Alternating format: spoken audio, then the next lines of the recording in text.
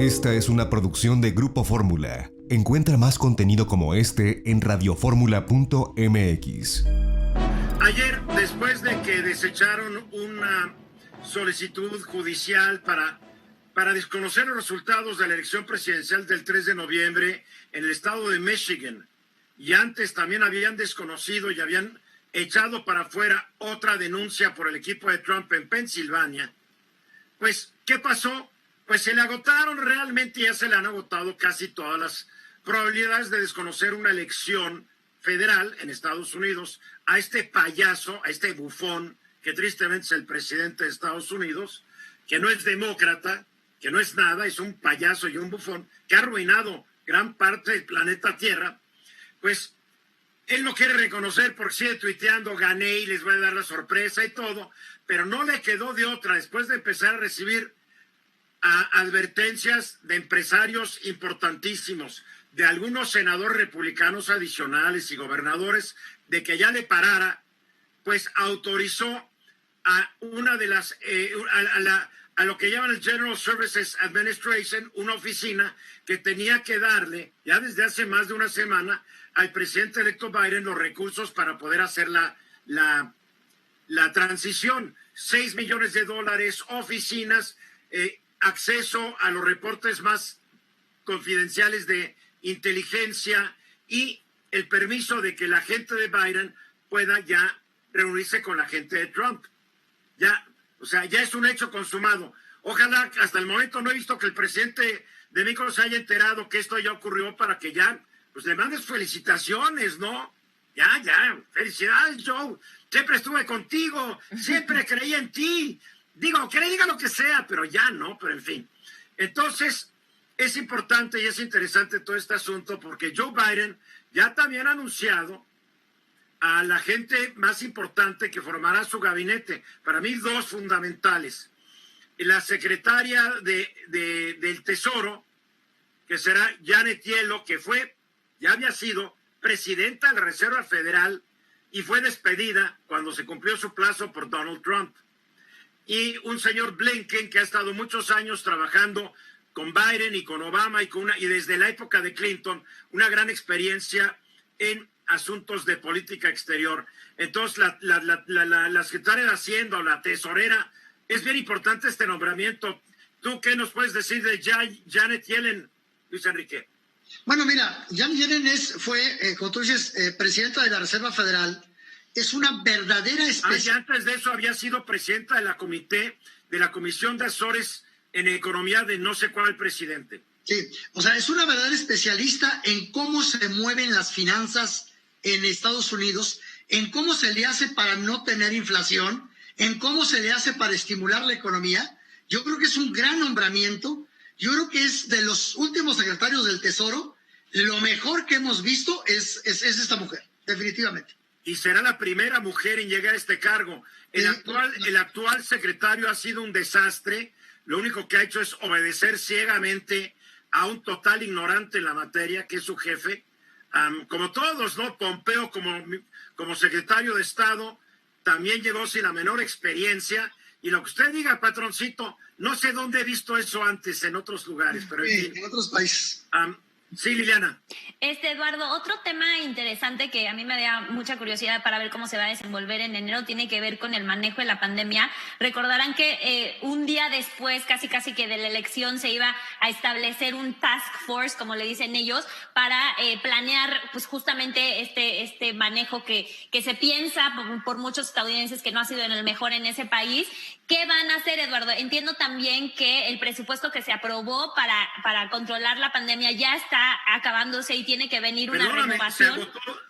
Se agotó en julio, Liliana. No hay otro, Eduardo. Ahora lo leí en el New York Times que están esperando una renovación de un presupuesto. Por eso, porque al agotarse en julio se empezó a negociar y no se pusieron de acuerdo demócratas con republicanos. Se les fue agosto, septiembre, octubre. Y aparentemente tal vez ahorita se pongan de acuerdo, porque también tienen que aprobar el presupuesto del año entrante. Claro, y además recordemos que justamente ahorita las cifras de contagiados y de muertos pues están en un nivel bastante elevado y bastante preocupante. 200,000 contagios nuevos diarios. Y todavía falta, Eduardo, para que Joe Biden entre en funciones. Es hasta enero y estos 2 meses pueden ser críticos, ¿no? Entonces, pues hay que estar muy a la expectativa de ver qué sucede. Hugo.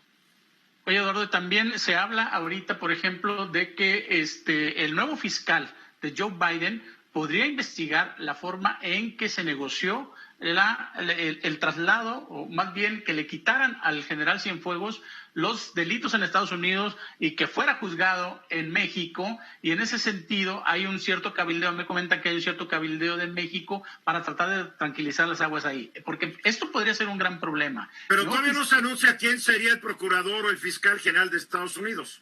Todavía no se anuncia quién va a ser. Lo que sí se están cabildeando también es de que el embajador de Estados Unidos en México, pues ya Becerra, un latino que se apellida Becerra, están cabildeando en México. No, el embajador de Estados Unidos en México no se llama Becerra, perdóname.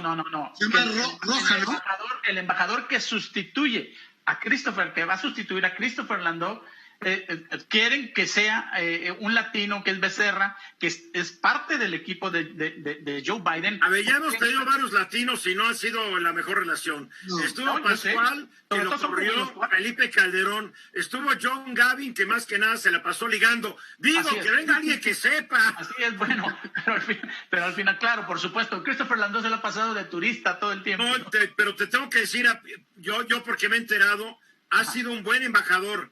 Ha trabajado mucho con el sector privado, buscando acercamientos, pensando en su jefe que está canijo. Y claro, un embajador tiene que viajar por un país. ¿Qué quieres, que no salga de la embajada? No pisa la embajada. O sea, bueno, ¿para el embajador debe conocer el país y habla un español excelente.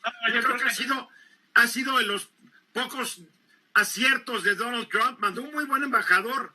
Y yo no sé si lo van a mantener o se va a regresar. Bueno, ahí podemos tener una buena discusión tú y yo. Por supuesto.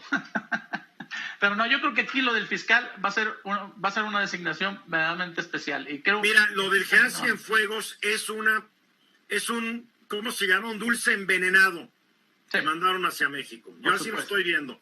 Porque si México no juzga al general Cienfuegos, porque supuestamente las pruebas ahí están, lo que va a hacer Donald Trump va a empezar a exigirle a México que por qué no lo han hecho. Y va a empezar...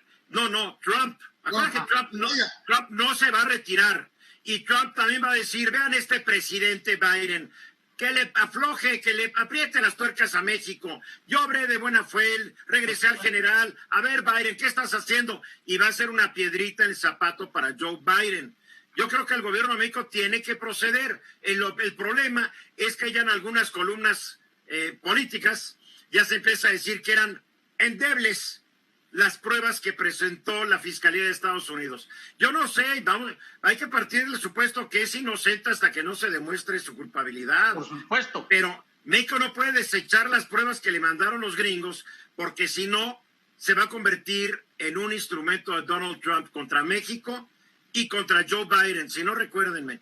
Y puede llegar a una solicitud de extradición, Eduardo. Que jamás se va a conceder. Si no lo juzgan. No, claro. Jamás se va a conceder, jamás. Pero puede llegar. Si lo juzgan, mira, lo pueden juzgar, mira, lo que yo haría, lo someto a un juicio, es inocente y vámonos, se acabó. Tiene que cumplir con el expediente. Oye, Eduardo, pero ¿cómo que es inocente? En México la justicia. O sea, eso sería muy favorable para el presidente y para las Fuerzas Armadas, pero pues yo no sé si necesariamente esa es la conclusión a la que tendríamos que llegar. Yo no lo sé, porque no sabemos y no hemos visto las pruebas que mandaron los gringos y tampoco las tenemos por qué conocer, porque en un juicio hay un hecho que es la secrecía mientras está desarrollando el juicio. Entonces no sabemos, pero para mí esto se fue una papa caliente que le echó Trump a México. Y hay delitos que son en Estados Unidos, pero no en México.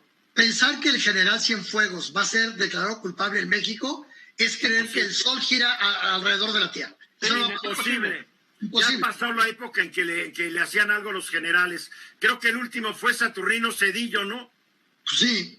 En 1929, exgobernador de San Luis Potosí, general revolucionario, se le puso al brinco a Cárdenas Y se acabó. Después de que lo mataron, hasta lo decapitaron. Así era. Rebollo. No, pero Gutiérrez Rebollo, pero Gutiérrez Rebollo lo agarraron con las manos en la masa. Sí, fue Gutiérrez Rebollo, es el último. Sí, pero no era secretario de... No era secretario. La defensa. Saturnino había sido secretario de Agricultura y gobernador de San Luis Potosí. Cuidado. Sí. Esta fue una producción de Grupo Fórmula. Encuentra más contenido como este en radioformula.mx.